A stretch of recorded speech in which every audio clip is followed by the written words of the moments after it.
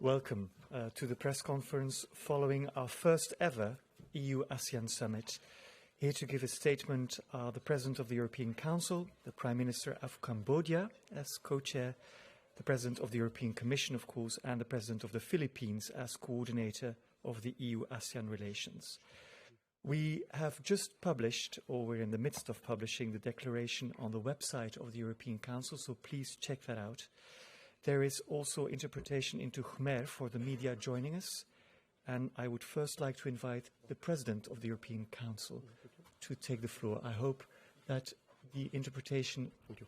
is ongoing. Thank you. Good afternoon, everyone. This summit today was historic, bringing together the leaders of the EU and ASEAN for the first time. A special thanks to my co-chair, Prime Minister Hun Sen, Chair of ASEAN, and President Marcos as ASEAN Coordinator for relations with the European Union.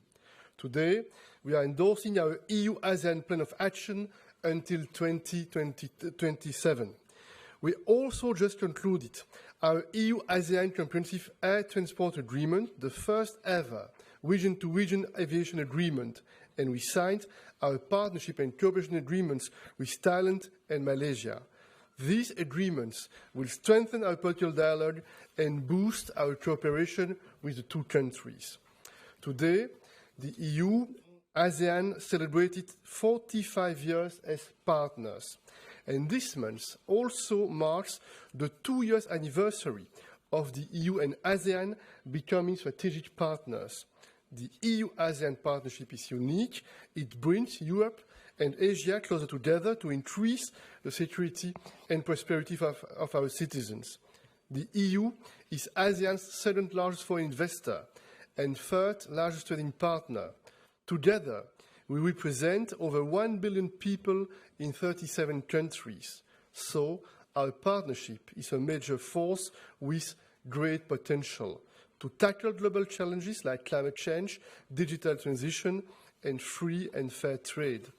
The Indo-Pacific is a region of growth and opportunity,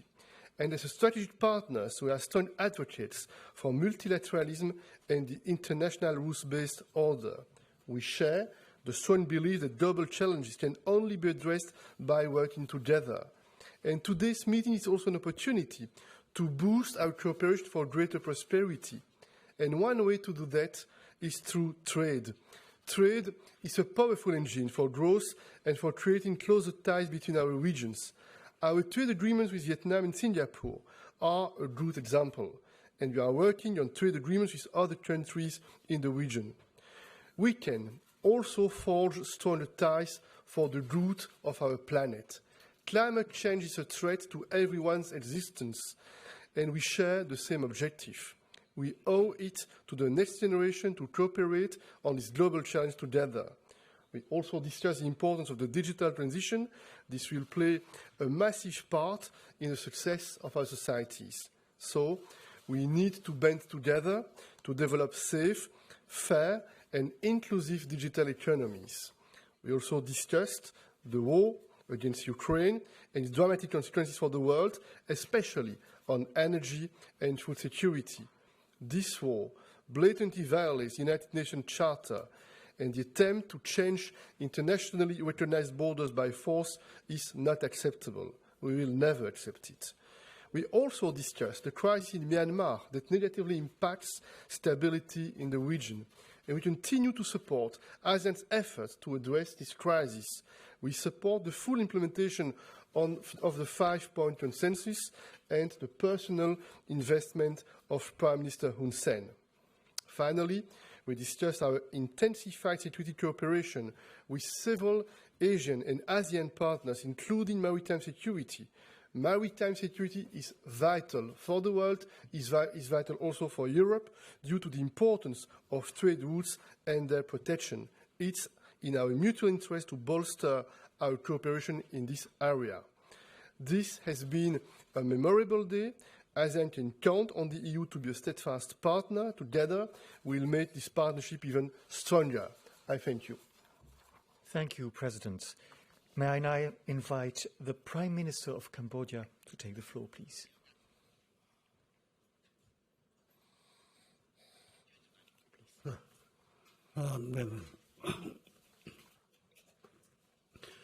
Adam អស់លោកលោកស្រីខ្ញុំសូម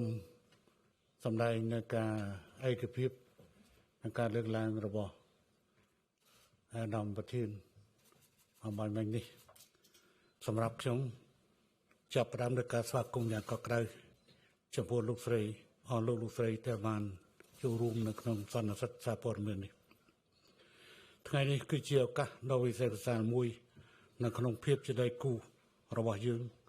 ក្នុងការរៀបចំកិច្ចប្រជុំកំពូលរំលឹកខួបអនុស្សាវរីយ៍អាស៊ានសហភាពអឺរ៉ុបទទួលបានជោគជ័យនិងប្រកបដោយផ្លែផ្កាខ្ញុំក៏សូមចែករំលែកនៅសុខនិយមនិងចំនួនទឹកចិត្តជាមួយអាយដាមMichelនិងលោកជំទាវ Ursula von der Leyen ចំពោះវឌ្ឍនភាពនៃទំនាក់ទំនងរវាងតំបន់ទាំងពីរហើយសង្ឃឹមថាមុនមមថាកិច្ចសហប្រតិបត្តិការរបស់យើងនឹងកាន់តែស៊ីជម្រៅទូលំទូលាយនិងផ្ដល់ប្រយោជន៍ឲ្យគ្នាទៅវិញទៅមកខ្ញុំពិតជាមានសេចក្តីរាយចំពោះកិច្ចសន្ទនារបស់យើងនៅលើប្រធានបទជាច្រើនដែលមានការពាក់ព័ន្ធនិងមានសារៈសំខាន់នៅក្នុងតំបន់យើងទាំងពីរប្រកបដោយបើកចំហនិងស្មោះត្រង់ព្រមទាំងស្ថាបនាជាមួយគ្នានេះអ្វីដែលធ្វើឲ្យដៃគូរបស់យើងរឹតតែសំខាន់ទៀតនោះគឺការវិវត្តស្ថានភាពដ៏គួរឲ្យព្រួយបារម្ភនិងភ័យស្រួយដែលពិភពលោកទាំងមូលប្រឈមទៅនឹងការសាកល្បងដ៏ធំមួយដែលមិនធ្លាប់មានពីមុនមកតួយ៉ាងដូចជាការប្រកួតប្រជែងភូមិសាស្ត្រនយោបាយរវាងមហាអំណាចការធ្វើឲ្យរង្គោះរង្គើដល់សណ្ដាប់ធ្នាប់អន្តរជាតិនិងបានគម្រាមកំហែងដល់ស្ថិរភាពសន្តិភាពនិងការរីកចម្រើនស្របពេលជាមួយនឹងការកើនឡើងនៃការប៉ះទង្គិចប្រដាប់អាវុធនិងសង្គ្រាមដោយដែលតំបន់យើងទាំងពីរកំពុងប្រឈមជាឧទាហរណ៍ចំពោះសង្គ្រាមនៅអ៊ុយក្រែនយើងបានបញ្ជាក់ឡើងវិញនៅជំហរដ៏រឹងមាំរបស់យើងក្នុងការគោរពចំពោះអធិបតេយ្យភាពបូរណភាពទឹកដីនិងឯករាជ្យភាពខាងនយោបាយហើយយើងជំទាស់នឹងការទន្ទ្រានយកដីនិងការប្រើប្រាស់ឬគំរាមដោយកម្លាំងប្រឆាំងនឹងរដ្ឋអធិបតេយ្យមួយទៀតយើងបានសង្កត់ធ្ងន់ទៅលើភាពចាំបាច់នៃការបញ្ឈប់ជាបន្តនៅភាពបន្ទុះសារាយនិងការបង្កើតបរិយាកាសអំណោយផលសម្រាប់ដោះស្រាយចំនួនដោយសន្តិវិធី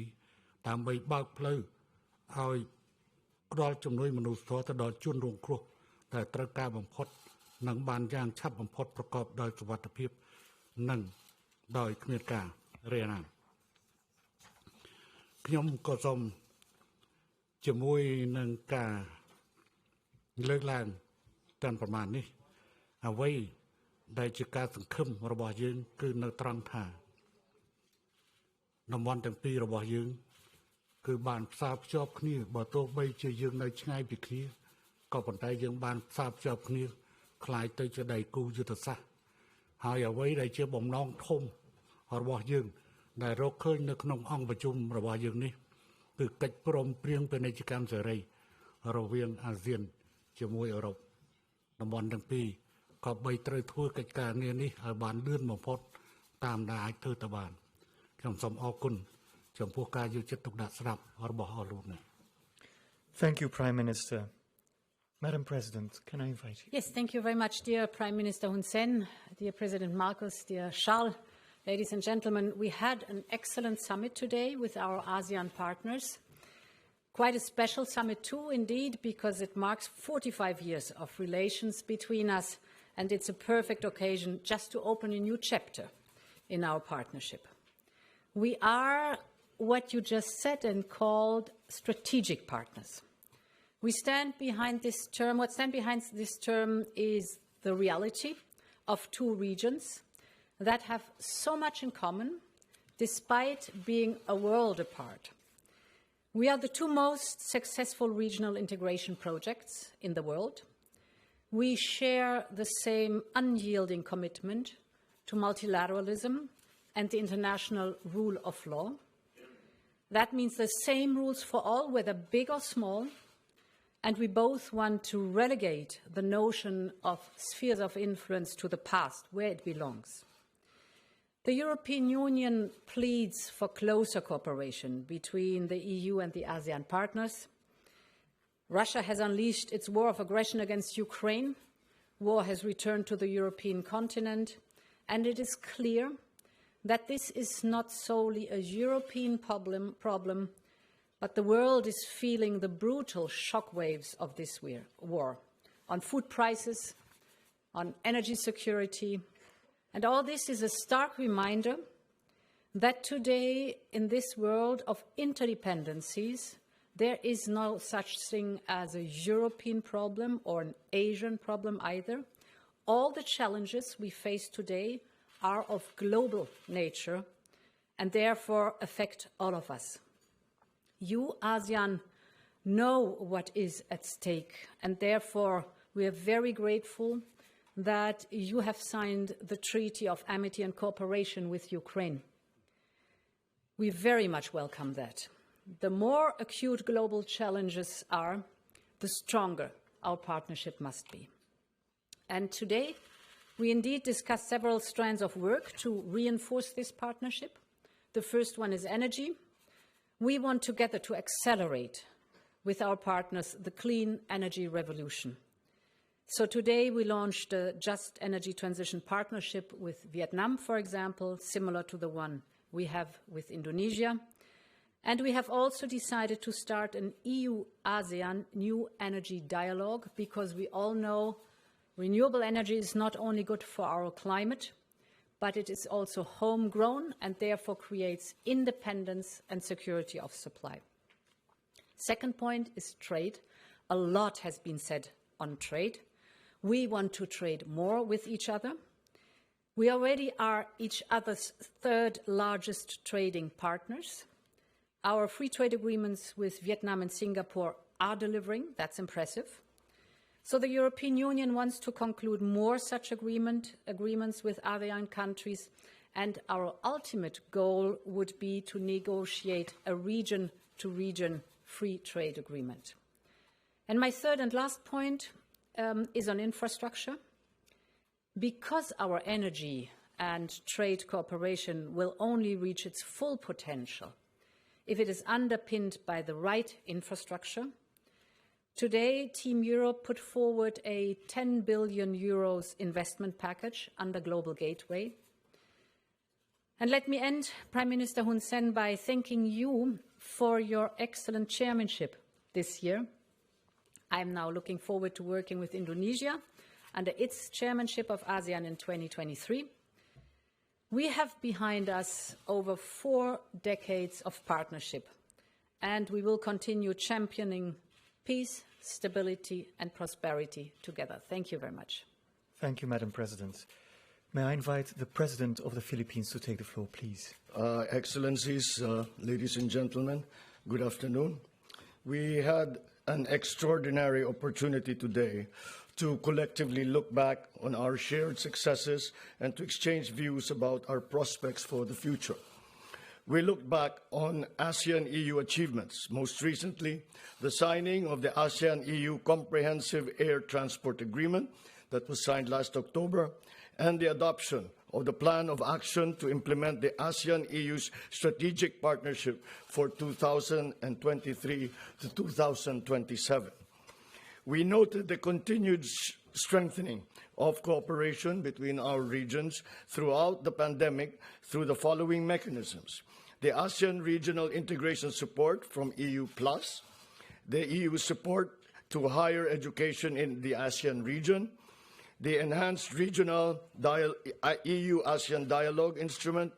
the EU-ASEAN Cooperation on Sustainable Use of Peatland and Haze Mitigation, Biodiversity Conservation and Management of Protected Areas in ASEAN,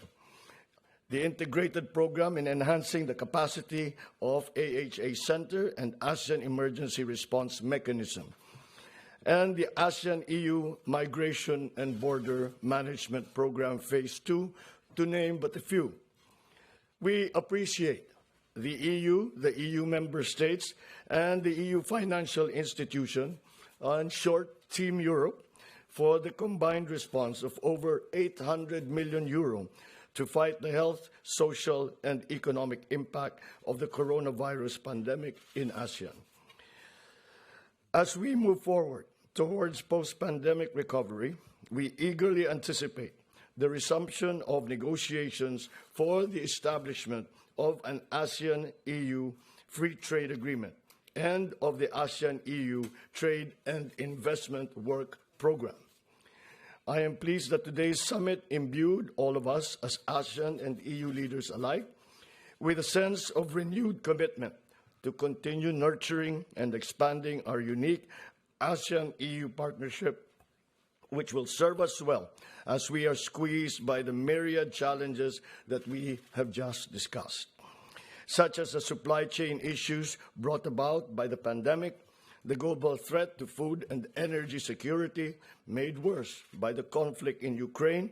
and to the societal and economic havoc wrought by climate change, to name a few. I am particularly pleased that this landmark ASEAN-EU Commemorative Summit was shepherded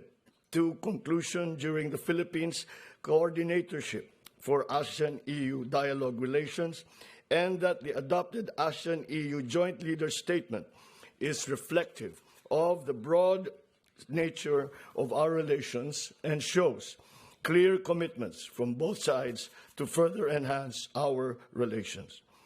We hope to achieve more milestones as the Philippines continues to guide the ASEAN-EU dialogue relations until 2024. I assure my fellow ASEAN member states and all European Union member states that the Philippines will continue to expend all efforts available to ensure that the implementation of the Plan of Action to implement the ASEAN-EU Strategic Partnership for 2023 to 2027 proceeds as intended. We will strive to expand and deepen our cooperation in the priority areas of post-pandemic economic recovery, strengthening of public health institutions, maritime security and cooperation, environmental protection and sustainable economic development, combating, of course, climate change, and connectivity, with its new definition, which goes beyond the strict definition of digital connectivity, but connectivity in all manners, by air, by land, by sea, by digital means. We also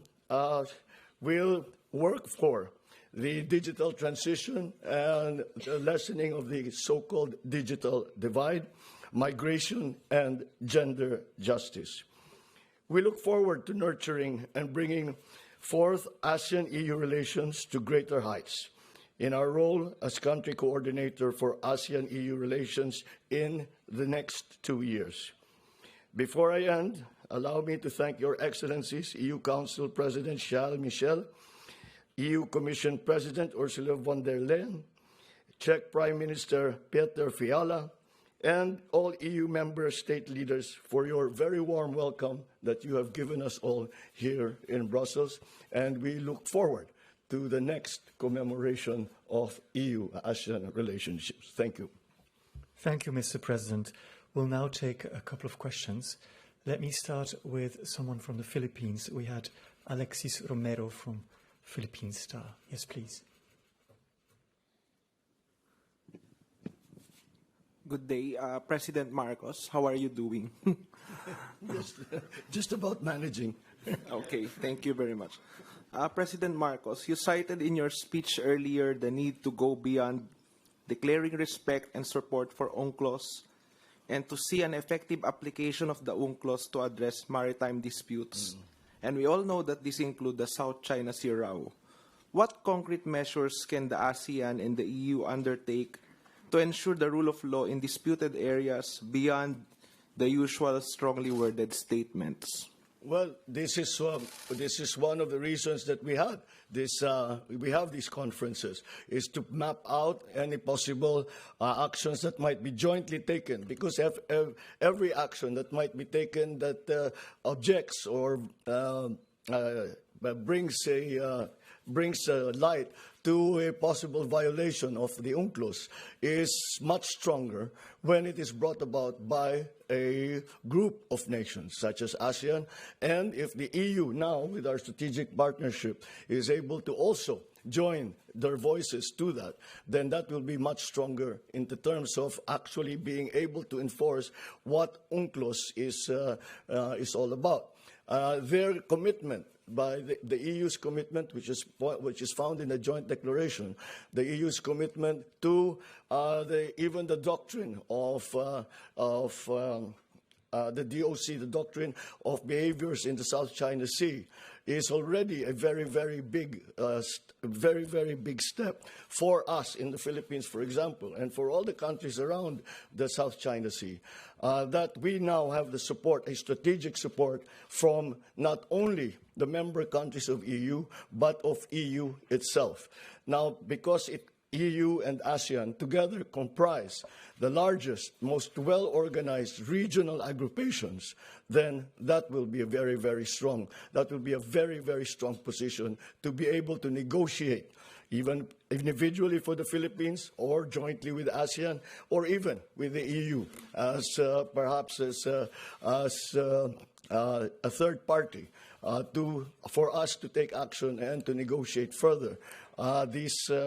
difficulties that we are all having to face with the problems in terms of territoriality in the South China Sea. Thank you. Yeah. We have another question. Rosie Birchard, yes, from Channel News Asia, please. Thank you very much. Rosie Birchard reporting for Channel News Asia, CNA. To President Marcos and Prime Minister Hun Sen,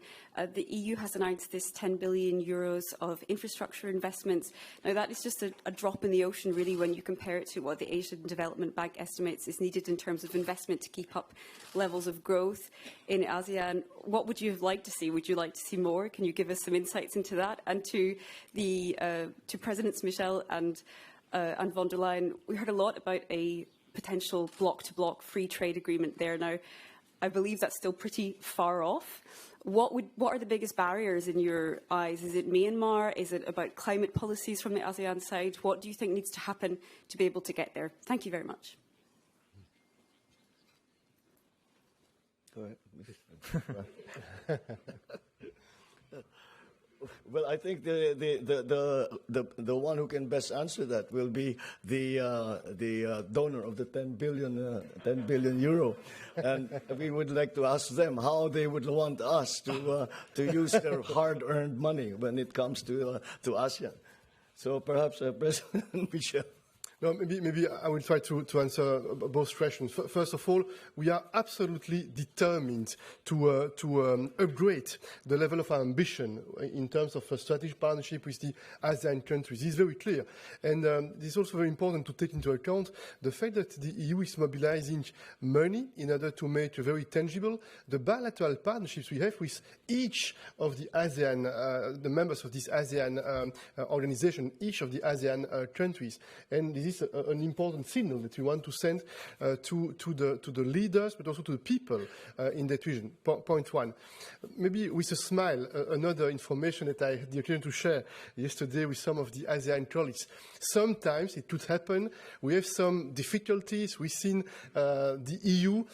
to be on the same page. Sometimes we have divisions, we have difficult questions, we have difficult topics. But one thing is absolutely certain. When we have on the agenda of the European Council our relationship with ASEAN, spontaneously, immediately, the 27 member states, we are all on the same page. We are absolutely motivated to strengthen the ties. We have exactly the same assessment. We think this is a strategic importance for all of us to develop and to make more tangible this partnership with that region. And this is a transition to the second part of your question, the trade agreements. You know, this is a general debate across the EU. We believe in the free trade. We believe in the globalization, but we think at the same time that we need to work for more common standards, more similar standards, to take more into account our common goals in terms of climate change, for instance, in terms of labor conditions, for instance. And it's very good that we have demonstrated that it's possible with some of the countries of ASEAN to have free trade agreements, and we can observe that this is very positive on both sides. It's delivering concrete and tangible results in terms of increase of the volume of the economic exchanges between those countries and the EU. And this was told by the President of the Commission. It's not a secret that we have also exploratory tools with some other ASEAN countries in order to identify how we can try to make some progress and maybe to launch negotiations in the following months or in the near future. And there is another dream we have. We have the dream to make possible, sooner or later, EU-ASEAN free trade agreement. But of course, to make it happen, it's also important that within the ASEAN, steps are made in terms of economic integration. It's not exactly the same situation in each of those countries, and it's probably also an encouragement with respect for the ASEAN countries to observe some progress in terms of economic integration. You can see that you are really motivated. We are very proud because this statement today is a very strong message. It's a strong impetus for the future. There are concrete projects on the table, and we are very optimistic and confident that on a regular basis we'll have the occasion to meet at the leaders level in order to assess what we did and what we need to do in order to make sure that we are implementing what we have decided. If I might just add something, it is remarkable actually to see during our meetings how, despite the marked differences between EU member states and ASEAN member states, that it is remarkable that we identify the same priorities as EU together as ASEAN does, as the EU seems to also have the same priorities. And those are in the areas that we spoke about: environmental protection, sustainable economic development, combating climate change, connectivity, cybersecurity, digital transition, migration, gender justice. So it is, as I said, it is just an indication and a manifestation of how global we have actually become. And although we come from very different places, from very different conditions, we have a very similar view, very similar worldview of the challenges that we all face. Perhaps you want to say first? Yeah, go ahead. ខ្ញុំសូមបន្ថែមសូមព្រះ ខ្ញុំសូមបន្ថែមអំពីចំណុចជាមួយនឹងចម្លើយរបស់លោកសាលនិងអាដាមម៉ាកូសចំណុចរបស់យើងអាស៊ានមិនមែនត្រង់តែត្រូវទន្ទឹងរង់ចាំអ្វីក៏ត្រូវជួយពី EU នោះទេប៉ុន្តែត្រូវឃើញនៅការបំពេញឲ្យគ្នាទៅវិញទៅមករវាងសេដ្ឋកិច្ចតំបន់ទាំងពីរពិតហើយគឺបណ្ដាប្រទេសអឺរ៉ុបមានការជឿនលឿនជាងក៏ប៉ុន្តែអឺរ៉ុបអាស៊ាន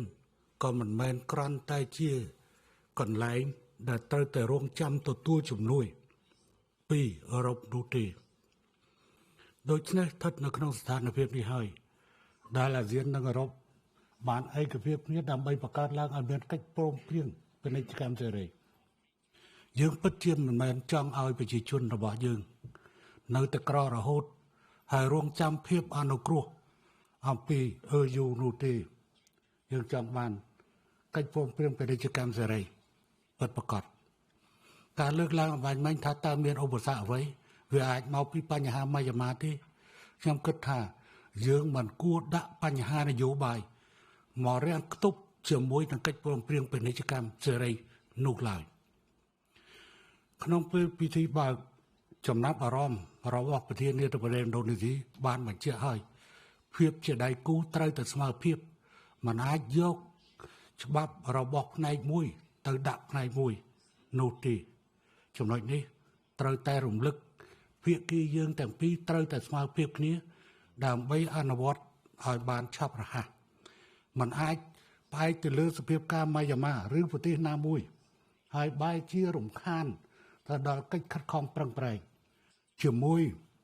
នឹងការបង្កើតឲ្យមានកិច្ចព្រមព្រៀងពាណិជ្ជកម្មសេរីរវាងតំបន់ទាំងពីរនោះទេលើការជាក់ស្ដែងទាក់ទិនជាមួយនឹងសិទ្ធិមនុស្ស เตะตึ้นจะมวยหนึ่งปัญหานี้ปัญหานู้เขียมก็จังสู้ท่าแต่อยู่บ้านเจ้าหัดเลยค่าจะมวยประเทศนาคลาในกรองอาเซียนหายตาบรรดาศึกมนุษย์ในกรองตีนุเวียอย่างไรเปิดนะจำนวนนี้มันไม่นะไว้สัตว์ตะเกียต่างของที่ปอนตายยืงเมียนจำนวนร่วมมวยคือตำรังตะโรโกได้ในกาตอบชอบกาบทราบชอบประเวียงดบอลต่างปีหายเชื่อใส่ตะเกียบ่มเป็นอย่างนี้สังคมท่าจำนวนนี้คือชี้จำนวนดักยืนอาเซียนระบอบยืงเอาคัดคอมปรังแปรงดามใบเงือบโชว์ล่างเธอจะได้กูสมาเพียบดังสมาทิดจะมวยหนึ่งอยู่สมอกัน Madam President. Yeah, indeed, you are right. Global Gateway is a much bigger program, 300 billion for investment worldwide. And there are different regions with different needs. The advantage with ASEAN is that we're meeting a highly developed economy. And therefore, the investment is not only the crucial point, but as this is public investment. For us, it's important to have these infrastructure projects. And by infrastructure, I'm not only speaking about old-fashioned infrastructure terminology, but in the sense that President Marcos was describing. And what we need there is the incentive of the public sector as joint actions where it is needed, a conducive environment, for example, regulatory environment, the private sector, and the exchange of technology. And this is growing on 3 partnerships that we are developing together: the ASEAN-EU Green Transition Partnership, the ASEAN-EU Connectivity Partnership that starts this year, and the ASEAN-EU Energy Dialogue. And this is the overall concept. So you're right, the 10 billion are one part, but certainly not the whole picture of the way we address the projects. Now, what the region-to-region free trade agreement is concerned, we started to negotiate in 2007, and a few years after, it stopped. And then, for a while, nothing happened. And then, with the one or the other member country of ASEAN, we were able to develop a free trade agreement.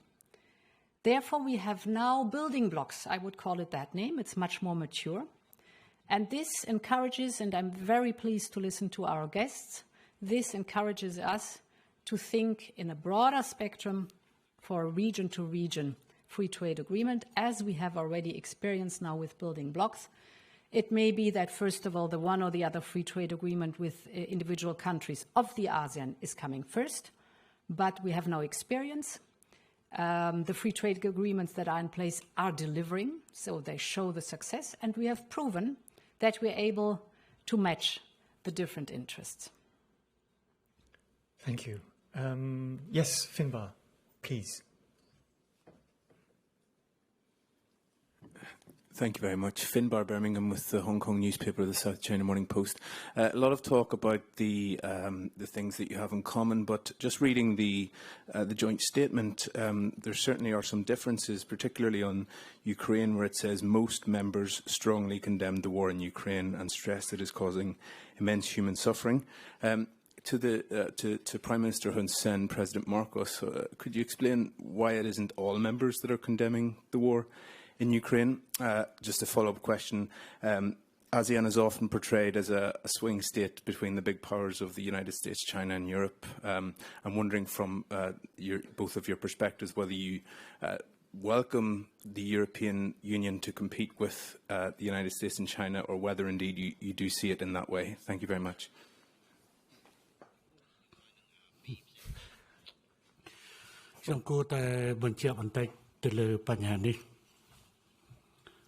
But I say no canon.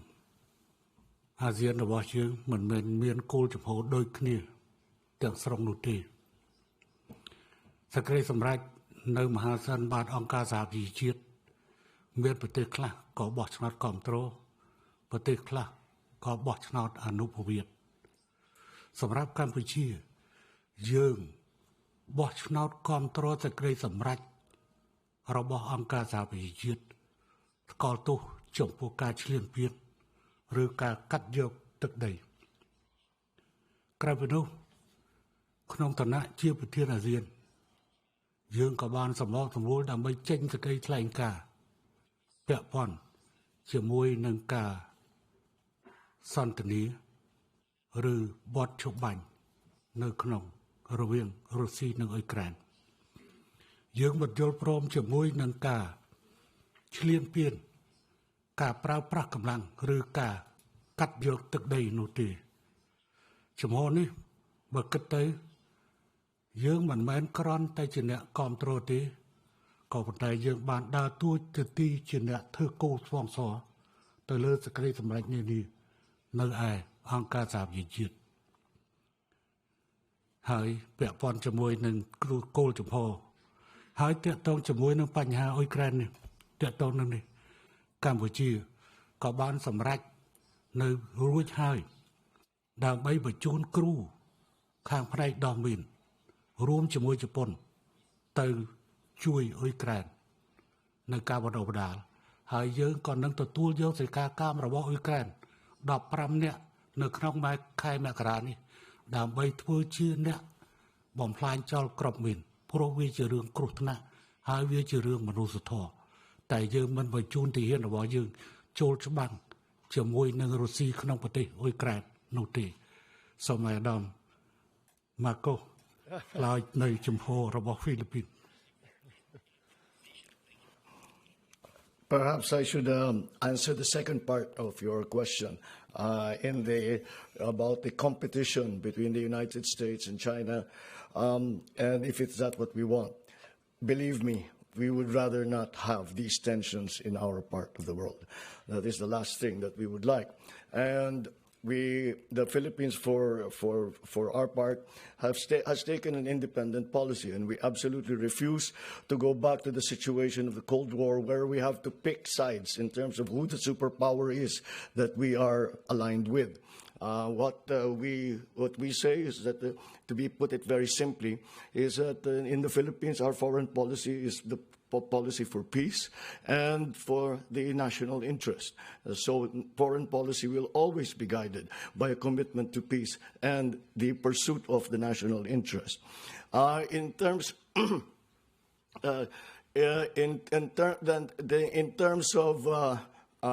that competition, as I said, we have to find, I think all of us, member states, especially in ASEAN, have to find our own way. However, I think I would not be overstepping by saying that we agree in the sense that we are committed to the idea that the future of the Asia-Pacific region should be decided by Asia-Pacific countries and not any other power outside of our area. Thank you. We have one more question, I believe. Yes, from Nestor Corrales, please. Also from the Philippine Daily Inquirer. Yes. Good afternoon, Mr. President Marcos. What has been the EU's response to your call to concretize the loss and damage concept in relation to climate financing, and what measures can be done to ensure that major polluters will be made accountable? It's this very tricky question, and I brought it up simply to illustrate that EU has in fact been at the forefront in the kind of shall we say compensation for climate change. And however, the issue of damage and loss is still, although it is a big step forward that we all now accept, both developing and developed countries now accept the concept of damage and loss, the actual number is very, very hard to determine. And beyond that, even if we are able to quantify the damage and loss, you say it's $100 million, whatever the number is, what do we do with that number? Who do we go to? Who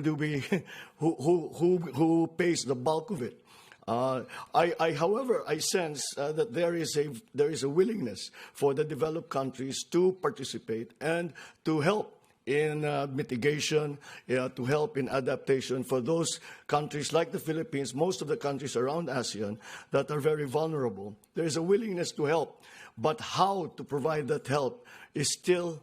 a question that we cannot definitively answer. That is why a lot of work has to be done, and I have brought it up with the EU, and I've said that this is an important issue, especially for the Philippines and for many, many other countries. But again, it's the work that we have ahead of us to be able to come to some kind of agreement as to what damage and loss actually means, and how will the compensation for that damage and loss be made. And for my part, I think until we are able to determine that, I think we should think of what we can do in the future. And that, I think, has great potential to be put into effect in the short term rather than in the very long term. Thank you. Thank you for joining us for this press conference. Check out the joint declaration which we have published. Thank you, and see you tomorrow. Thank you. Bye.